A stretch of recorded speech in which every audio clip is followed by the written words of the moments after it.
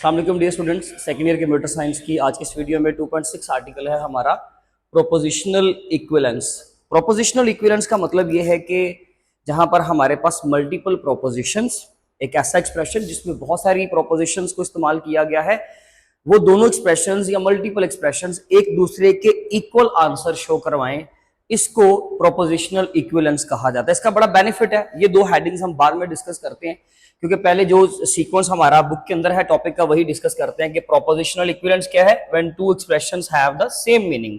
Same meaning का मतलब ये कि लेट्स से अगर कोई एक एक्सप्रेशन आपको ट्रू आंसर दे रहा है तो उसी तरह से दूसरा एक्सप्रेशन भी ट्रुथ टेबल के अंदर ट्रू आंसर दे, तो उसका मतलब ये है कि इन दोनों के एक्सप्रेशंस या दो से ज्यादा एक्सप्रेशंस है। हमारी बुक में एग्जांपल में दो एक्सप्रेशन है, अगर दो से ज्यादा एक्सप्रेशंस हो तो उनके आंसर्स को कैप्चर करने के लिए और उनके ट्रुथ वैल्यूज फाइंड आउट करने के लिए हम लोग ट्रुथ टेबल्स को इस्तेमाल करते हैं। तो ट्रुथ टेबल्स बेसिकली ऐसे मेथड है कि जिनके जरिए से आप लोग ट्रुथ वैल्यूज को निकालते हो। तो यहां पर आपने किसी भी एक लॉजिकल एक्सप्रेशन के तमाम पॉसिबल सॉल्यूशंस बताने होते हैं, तो इन्हीं पॉसिबल सॉल्यूशंस के जरिए से ही आप एक रिजल्ट्स कंक्लूड करते हो कि अगर एक एक्सप्रेशन का आंसर एफ आ रहा है और दूसरे एक्सप्रेशन का भी उन्हीं दोनों इनपुट्स के ऊपर आंसर एफ आ रहा है, या एक एक्सप्रेशन का आंसर दोनों ट्रू के ऊपर फॉल्स आ रहा है और दूसरे एक्सप्रेशन का भी आंसर दोनों ट्रू इनपुट के ऊपर फॉल्स आ रहा है, तो ये दोनों एक्सप्रेशंस एक दूसरे के इक्विवेलेंट है।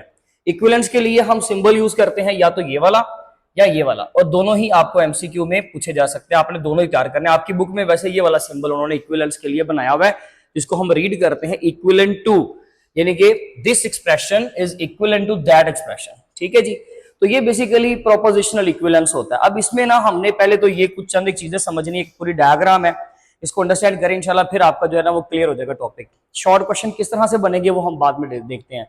एक एक्सप्रेशन हमारे पास ये है, दूसरा एक्सप्रेशन हमारे पास ये है, वो कहता है कि जी logically they are equivalent expressions, दोनों इक्विवेलेंट है। ओके, उन्होंने यानी कि पहले ही कंक्लूड कर दिया हमने।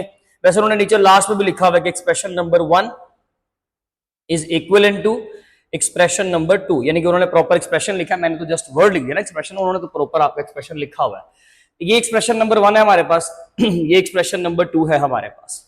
ये उसकी वेन डायग्राम है। वेन डायग्राम बनाने के लिए कोशिश करें कि हमेशा आपको ये चीज याद रहे कि आपने रेक्टेंगल के अंदर जो है ना वो सर्कल्स ड्रॉ करने हैं। ठीक है जी, ये एक वेन डायग्राम है, यानी कि जहां पे रिजल्ट दिया गया, इसमें इनपुट नहीं दिखाई गई। पिछले टॉपिक में ना आप लोगों ने जहां पे कनेक्टिव्स पढ़े थे, आपने दो सर्कल पहले अलग देखे, देन उनका आंसर देखा, लेकिन यहाँ पे डायरेक्ट आंसर ही दिखा रहा है वो। ठीक है, तो इस चीज को याद रखिएगा। और एक चीज समझते जाएं सबसे पहले कि जब भी हम लोग दो चीजों का आंसर शो करवाएंगे तो सर्कल्स को आप पहले से ही ओवरलैप करवा दें। अगर आप ओवरलैप नहीं करवाते, लेट्स से आप दो सर्कल बनाते हो इस तरह से, एक यहां पर बना रहे हो, यहां पर बना रहे हो, तो भाई आप तब भी किसी चीज को जस्टिफाई कर सकते हो, आप एक्सप्लेन कर सकते हो। But actually thing is this कि अगर हम लोग ओवरलैप करेंगे तो ये सारी कंडीशंस इसके ऊपर आप समझा पाओगे। इसके ऊपर मैं ओवरलैप की कंडीशन नहीं समझा सकता, हाँ इसके ऊपर मैं डिसजॉइंट की कंडीशन लेकिन समझा सकता हूं। तो इसलिए सर्कल इसी तरह से बनेंगे दोनों, ओवरलैप भी करवाएंगे, बाकी शेडिंग की काम, शेडिंग का आ जाएगा कि भी शेड किस तरह करना है। अच्छा, ये मैंने बना दी आपकी वेन डायग्राम। वेन डायग्राम से पहले हम चलते हैं अब ट्रुथ टेबल पे। पहले ट्रुथ टेबल पूरा समझते हैं, देन हम शेडिंग रीजन पे आएंगे कि शेडेड रीजन एक्चुअली बनाए कैसे हैं। देखिए जी, सबसे पहले आप इस एक्सप्रेशन को अगर पहले नोट करें तो इसमें दो इनपुट है, एक ए है और एक हमारे पास बी है, इसके अलावा कोई नहीं है। ए और बी के लिए पॉसिबल ऑप्शंस क्या है?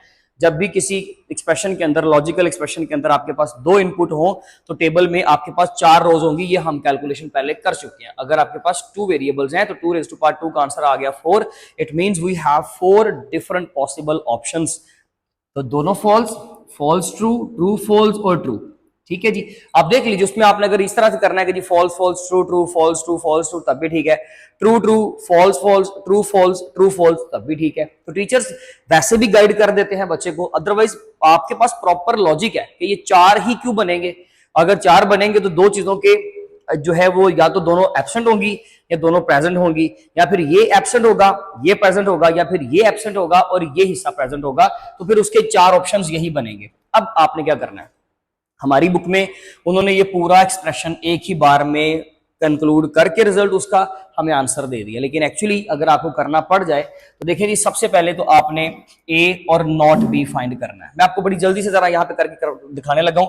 ए का आंसर, लेट से हम पहले वाले की बात करते हैं। ए का आंसर क्या है? एफ। एंड दरमियान में लगा दिया एंड, देन नॉट बी, यानी कि एफ बी जो है आपका एफ है, तो एफ अगर नॉट करेंगे तो ये बन जाएगा टी, ठीक है जी। उसके बाद जिन्होंने प्रीवियस लेक्चर्स लिए उनके लिए कोई मुश्किल नहीं होगी, जिन्होंने लेक्चर ये फर्स्ट ले रहे हैं मादरत के साथ उनको समझ नहीं आएगा, पहले अपने प्रीवियस लेक्चर्स कवर करें।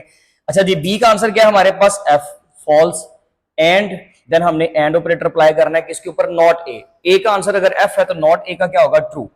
एफ एंड टी का आंसर एफ, एंड ऑपरेटर में एक भी एफ आ गया, फॉल्स आ गया, तो आपका आंसर फाइनली फॉल्स आएगा।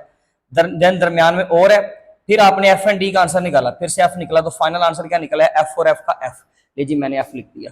अब आप इसी तरह से सेम इसको भी अगर आप सारा हल करते हो, आपके पास फाइनली आंसर क्या आएगा, एफ। आप कोई से भी दो इनपुट्स, अगर लेट्स से आप ए की जगह पे एफ पुट करोगे तो बी की जगह पे टी पुट करोगे, और नॉट बी की जगह पे एफ पुट करोगे, ये चीज याद रखिएगा। आप किसी भी दो इनपुट्स के ऊपर ट्राई कर लें, एक्सप्रेशंस के ऊपर वैल्यू आप निकाल लें, वैल्यूएशन करें, यही आंसर्स निकलेंगे। अब यहां पर एक चीज हमने जज की कि दो फॉल्स पे आंसर फॉल्स है, जब दोनों ऑपोजिट है, फॉल्स ट्रू या ट्रू फॉल्स है, तब आंसर्स ट्रू है, और दोनों ट्रू पे भी आंसर फॉल्स है, यानी कि सेम इनपुट पे एफ आ रहा है, सेम इनपुट्स पे एफ आ रहा है, और डिफरेंट इनपुट्स पे टी आ रहे हैं। तो ये काम आपका करता है एक्सॉर, एक्सक्लूसिव और ऑपरेशन एक होता है, याद रखिएगा वो।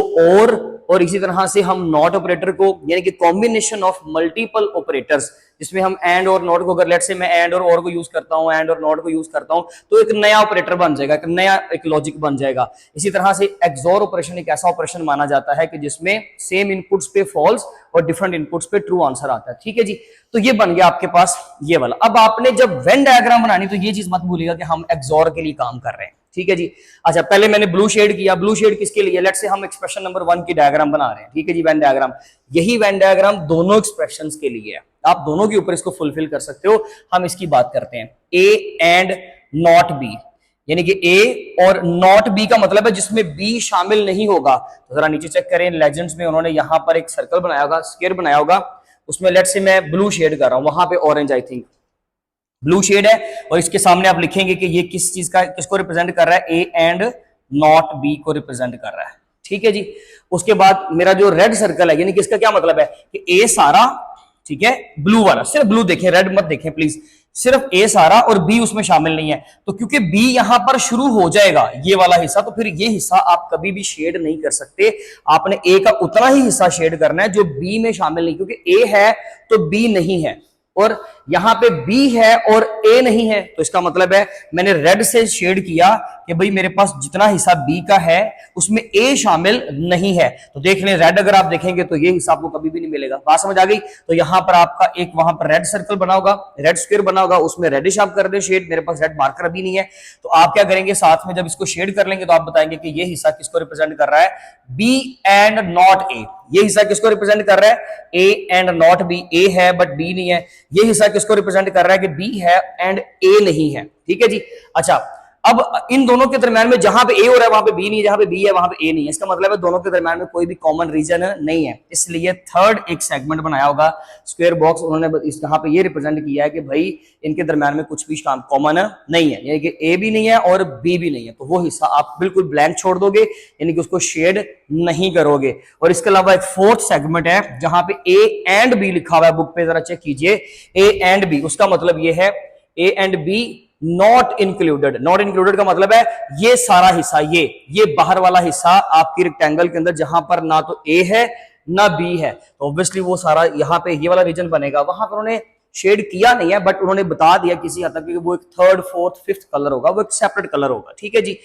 तो अब आप देखें कि ए एंड बी का ये बना और बी एंड नॉट ए का ये बना। अब क्योंकि ये और नहीं है, अगर ये और होता तो मैंने तो आपको ये सिखाया हुआ कि और में ये होता है कि दो सर्कल्स आप ऐसे बना लो और उनको सारा शेड कर दो, क्योंकि वो सारी कंडीशन इसके ऊपर फुलफिल करेंगे। देखिए, अगर लेट्स से आपके पास ए ट्रू है तब भी सारा आंसर यही आएगा, अगर बी ट्रू है चाहे ए फॉल्स है, ठीक है, तब भी यही आंसर आएगा। मैंने तो ये सिखाया हुआ आपको। तो फिर सर और में तो ये सारा शेड होना चाहिए, बट एक्चुअली ये क्या है, एक्सॉर है, इसलिए इनमें कॉमन कुछ नहीं होता, इनमें कॉमन कुछ नहीं है। इसमें याद रखिएगा दोनों सेपरेट पे ही तो आपको आंसर ट्रू देते हैं, यानी कि शेड करते हैं। तो फिर आपने इसलिए एक्सॉर की डायग्राम बनाने के लिए दरमियान में इतना हिस्सा छोड़ दिया, ठीक है जी। होप सो वेन डायग्राम भी समझ आ गई आपको। बाहर और नजर आ रहा है, बट एक्चुअली हम लोग क्या बना रहे हैं, एक्सोर। इसलिए ट्रुथ टेबल पहले बनाकर ये रिजल्ट बताना जरूरी है कि हम लोग एक्सोर ऑपरेशन रिप्रेजेंट कर रहे हैं। ठीक है जी, अब आप आ जाए इसके ऊपर। Identifying the equivalent logical expression, equivalent logical expression है या नहीं है, इस चीज को आइडेंटिफाई करने के लिए we have to draw the truth tables. हमें ट्रुथ टेबल बनाने पड़ेंगे, पहले वो एंड देन वेन डायग्राम पाएंगे तो आसान हो जाएगा। एक एथिकल जो उसका तरीका, जो सीक्वेंस है वो यही है। तो हमें क्या होगा जी, आइडेंटिफाई करने में आसानी होती है कि हमारे ट्रुथ टेबल जो है हमें बता देते हैं कि कौन से आंसर्स आपको सेम है। अच्छा, एक चीज ये भी याद रखिएगा, इसका आंसर है एफ डबल टी और एफ, इसका आंसर आता है एफ सिंगल टी यहां पे, फिर एफ और फिर टी, तो टोटल तो आंसर वही बन गया। इसमें भी 2 एफ, इसमें 2 टी, इसमें भी सेम इसी तरह से 2 एफ और 2 टी, बट सीक्वेंस अलग अलग हो, यानी कि इसका टी यहां पे, इसका एफ यहां पे है, इसका एफ यहां पे, इसका टी यहां पे, तो वो कुल मिलाकर सीक्वेंस तो सेम हो जाएगा, बट एक्चुअली वो हम उसको गलत कंसीडर करेंगे। क्यों? क्योंकि सीक्वेंस भी सेम होना चाहिए, सेम इनपुट पे सेम आंसर, सेम इनपुट पे सेम आंसर होगा, तब इसको मानेंगे कि ये आपके इक्विवेलेंट ऑपरेशन है। तो ये आइडेंटिफाई करने के लिए हम ट्रुथ टेबल्स को यूज करते हैं। लास्ट वन इज, इसकी इंपॉर्टेंस क्या है? इंपॉर्टेंस ये है कि अगर लेट्स से मेरे पास एक बड़ा लेंथी एक्सप्रेशन है, ठीक है जी, और ये एक छोटा सा एक्सप्रेशन है बट ये इक्विवेलेंट है, तो मैं कॉम्प्लेक्स एक्सप्रेशन को कैलकुलेशन में इस्तेमाल करने की बजाय छोटे एक्सप्रेशन को इस्तेमाल कर लूंगा। ये मुझे बेनिफिट होगा कि कॉम्प्लेक्स ऑपरेशंस को जब हम फिजिकली गेट्स के अंदर, कंप्यूटर डिवाइसेस के अंदर, इलेक्ट्रॉनिक इक्विपमेंट्स के अंदर जब इंस्टॉल करते हैं, तो हम लोग क्या करते हैं, वहां पे कॉम्प्लेक्स कैलकुलेशंस की जगह पे उनके इक्विवेलेंट छोटे एक्सप्रेशंस को इस्तेमाल कर लेंगे। ये इसका सिंपल सा बेनिफिट है। ठीक है जी, तो हमारा काम जरा जल्दी हो जाता है, टाइम टेकिंग नहीं होता, कंफ्यूजन नहीं होती, एरर्स नहीं आती। ये सारे बेनिफिट आप आर्टिकल पढ़े, आपको समझ आएगी। शॉर्ट क्वेश्चन वेरी इंपॉर्टेंट, बहुत इंपॉर्टेंट शॉर्ट क्वेश्चन होगा। अच्छा, यहां से आंसर क्वेश्चन नहीं आएगा, वेन डायग्राम बहुत कम चांस होगा, ठीक है, आप उसको बनाना सीखें, आपको बनाना आना चाहिए, बट एक्चुअली यहां से क्वेश्चन नहीं आएगा एग्जाम में। बाकी आपको इक्विवेलेंट एक्सप्रेशन के सिंबल्स का पता होना चाहिए। एमसीक्यूज के हवाले से एक इंपॉर्टेंट क्वेश्चन होगा, प्रोपोजिशनल इक्विवेलेंस होती क्या है, ये शॉर्ट क्वेश्चन प्लस ये शॉर्ट क्वेश्चन ज्यादा इंपॉर्टेंट है। बाकी आप सिर्फ आर्टिकल अच्छे तरीके से पढ़े, डायग्राम आपको बनानी आनी चाहिए। एग्जाम के हवाले से क्या इंपॉर्टेंट है वो मैंने आपको बता दिया। ठीक है जी, इसका आप स्क्रीनशॉट ले लीजिए प्लीज। बाकी इंशाल्लाह नेक्स्ट वीडियो में मिलेंगे, तब तक अपना बहुत ज्यादा ख्याल रखिए। Thank you so much, Allah Hafiz.